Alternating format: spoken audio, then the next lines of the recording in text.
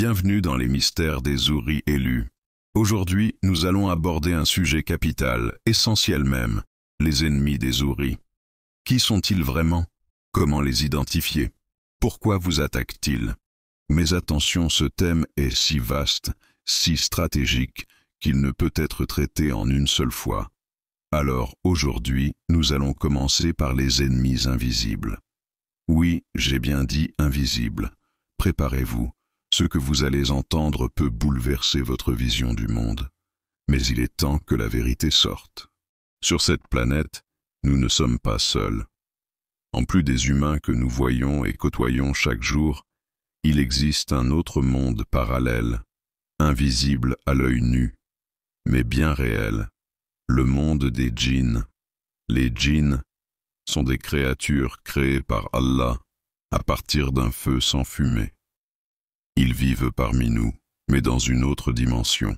Eux peuvent nous voir, mais nous ne pouvons pas les voir. Parmi ces djinns, il y a des bons, des neutres et des mauvais. Uniquement les mauvais communiquent ou entrent en relation avec nous. Ces mauvais sont représentés en 3 catégories. Il y a Iblis, les démons et les shayatins. Donc tous les shayatins et démons sont des djinns, mais pas tous les djinns sont des shayatins et des démons.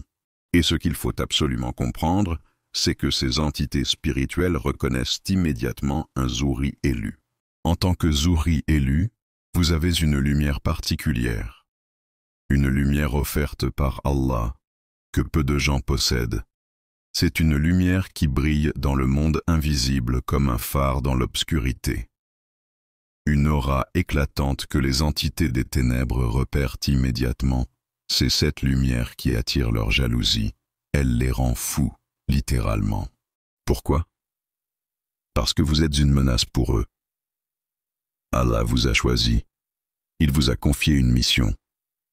Guérir, éveiller, protéger, guider les âmes perdues. Ces âmes que eux contrôlent. Et ces entités œuvrent depuis des siècles à perdre ces âmes et les contrôler. Vous êtes un danger pour leur système, pour leur royaume. Ils savent qui vous êtes, même si vous-même vous ne le savez pas encore. Et tant que vous ignorez cette vérité, ils gagnent du temps. Voilà pourquoi ils feront tout pour vous maintenir dans l'ignorance, dans le doute, dans la douleur.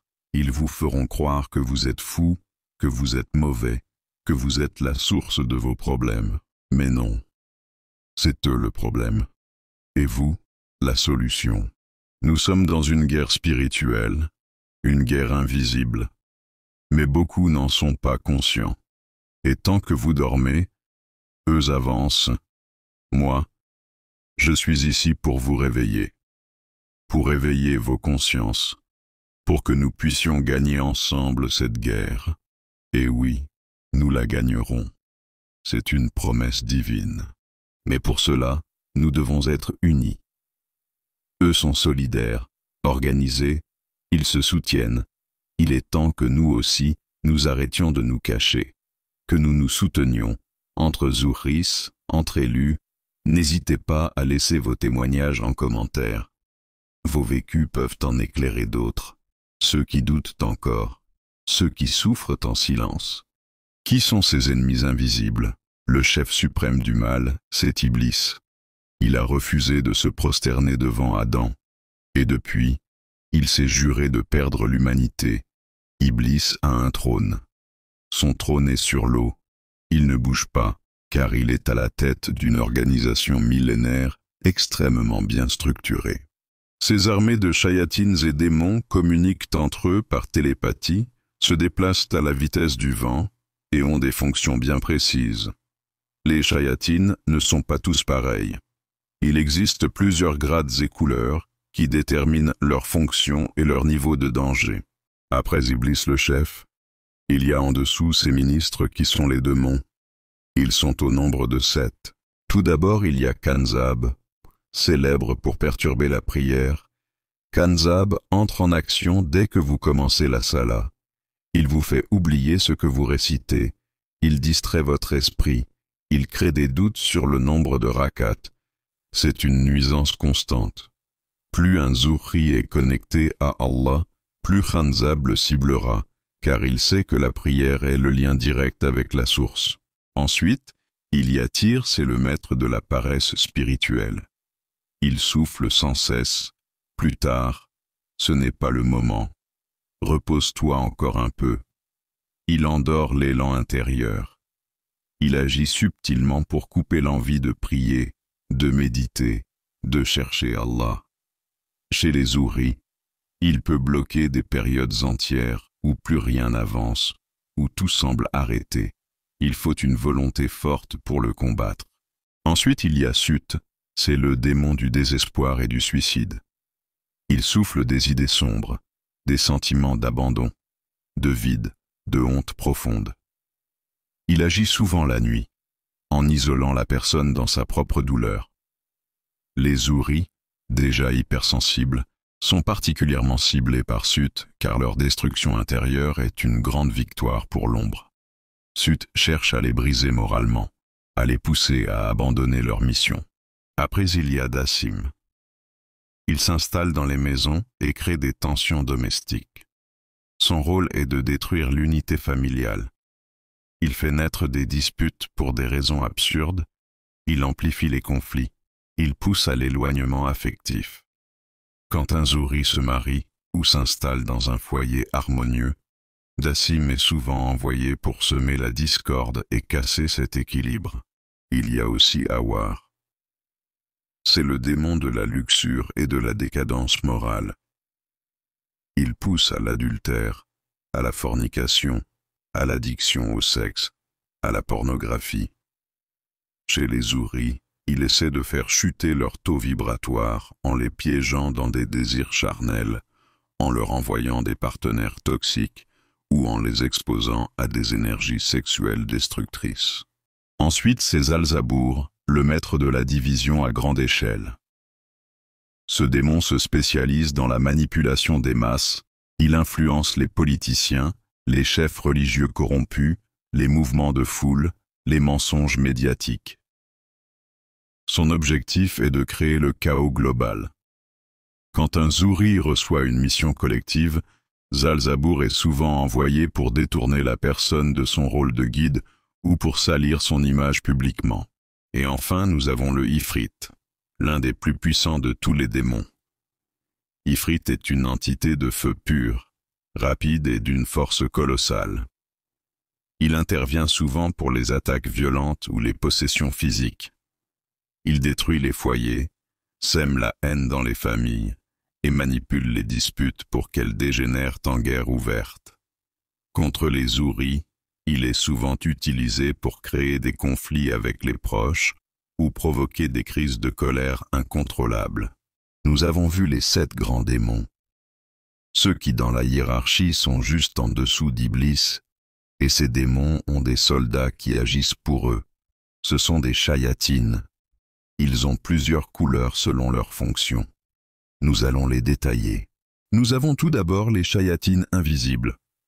Ce sont des entités très anciennes, très discrètes et extrêmement intelligentes. Ils ne se manifestent jamais directement.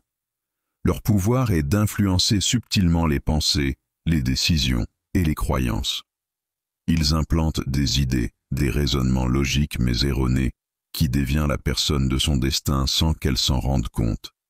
Les Zuhri touchés par eux se sentent perdus sans savoir pourquoi. Ensuite, il y a les Blancs. Ils ont la capacité de changer d'apparence et se transformer en êtres de lumière. Souvent présentés comme inoffensifs, ce sont en réalité des espions. Ils prennent une apparence douce, bienveillante et se font passer pour des djinns musulmans ou protecteurs. Leur but est de gagner la confiance du Zuhri, de le manipuler doucement et de surveiller ses progrès spirituels. Ils rapportent ensuite les informations aux entités supérieures. Il y a aussi les shayatines verts. Liés à la nature et aux éléments, les shayatines verts sont utilisés dans les rituels de magie verte ou naturelle. Ils peuvent agir à travers les plantes, l'eau stagnante ou même les parfums. Ils sont spécialisés dans les poisons spirituels qui n'attaquent pas directement, mais sur le long terme. Sur les Zuhri, Ils provoquent des maladies mystérieuses, des fatigues chroniques ou des hypersensibilités à certains lieux. Ensuite, il y a les chayatines bleues, très subtiles. Les chayatines bleues s'attaquent au domaine affectif et sexuel. Ils provoquent des blocages sentimentaux, des séparations sans raison, ou des relations toxiques impossibles à quitter. Ils peuvent aussi induire des désirs incontrôlables ou des rêves sexuels récurrents. Leur but est de détourner le zouri de sa pureté intérieure en l'emprisonnant dans la tentation ou la dépendance affective. Il y a aussi les chayatines noires. Leur spécialité est la manipulation mentale et émotionnelle. Ils s'infiltrent dans les pensées, alimentent les peurs, les phobies, les crises de panique, et créent des illusions pour vous faire croire que vous êtes maudit ou perdu. Ils sont responsables des possessions, des paralysies du sommeil et des attaques nocturnes.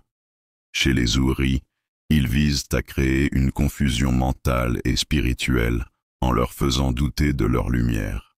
Et enfin, les plus dangereux sont les chayatines rouges. Ce sont les plus violents et sanguinaires. Leur énergie est chaude, agitée, et ils se nourrissent littéralement de sang, de peur et de douleur. Ce sont eux que les sorciers utilisent lors des rituels de sacrifice animal ou humain. Chez les zuhri, ils provoquent des accidents, des douleurs physiques intenses ou des hémorragies sans cause médicale. Ils agissent brutalement, souvent de façon soudaine, pour affaiblir le corps et détourner la personne de sa mission. Nous avons vu chacun de nos ennemis invisibles. Ils ont chacun un rôle bien défini. Ils vous connaissent, vous observent, ils veulent votre chute, et ils sont patients. Ils vous attaquent dans vos faiblesses, dans vos doutes, dans vos blessures d'enfance. Mais leur plus grand piège, c'est de vous faire croire que vous êtes fou, que ce que vous vivez n'est pas réel. Ils vous isolent, vous font douter de vous-même, alors que vous êtes juste en train de vous éveiller, de comprendre que vous êtes différent, que vous avez une mission. Je vous invite à témoigner dans les commentaires. Votre histoire peut éclairer un autre zouri en détresse. Ensemble, on est plus fort. Eux sont solidaires, ils travaillent ensemble. Et nous devons être unis, éveillés, lucides. Aujourd'hui, vous avez la première arme pour vous en protéger, c'est la conscience. Savoir qu'ils existent, savoir comment ils fonctionnent, c'est déjà les affaiblir. Dans la prochaine vidéo, nous allons parler des humains qui collaborent avec ces entités consciemment. Oui, il y en a. Et souvent, ce sont ceux qui vous entourent le plus. Ils ont vendu leur âme pour le pouvoir, l'argent, ou simplement par jalousie. Ce sont les pires, car ils ressemblent à des humains normaux, mais ne le sont plus. Je sais que tout cela peut faire peur. Quand on entend parler des djinns, des démons, des ifrites, de leurs attaques, de leur organisation, ça peut sembler écrasant. Mais n'oublions jamais une chose essentielle. Dans toute cette hiérarchie obscure d'Iblis, le plus puissant de ces démons est l'ifrit. Et pourtant, même lui n'est rien face à un serviteur rapproché d'Allah. Souviens-toi de cette histoire grandiose racontée dans le Coran. Le prophète Sulayman, paix et bénédiction de Dieu sur lui, était en réunion avec ses compagnons quand il leur demanda « Qui me rapportera le trône de Bilqis avant qu'elle n'arrive ici ?» Alors, un ifrit, ce djinn puissant et arrogant, se leva et dit « Moi, je te le rapporterai avant que tu ne te lèves de ton siège. » Mais un homme, un proche d'Allah, un serviteur éclairé par la science et la lumière divine, répondit « Moi, je te le ramènerai avant même que tu ne clignes de l'œil. » Et il le fit, par une invocation sincère à Allah. C'est une leçon immense pour nous. L'ifrit a compté sur sa force brute, sa puissance de djinn. Mais le serviteur d'Allah, lui, a compté sur la source de toute puissance, Allah. Et c'est cette confiance absolue, cette proximité avec le Tout-Puissant, qui l'a rendu plus rapide, plus fort, plus efficace que le plus redouté des démons.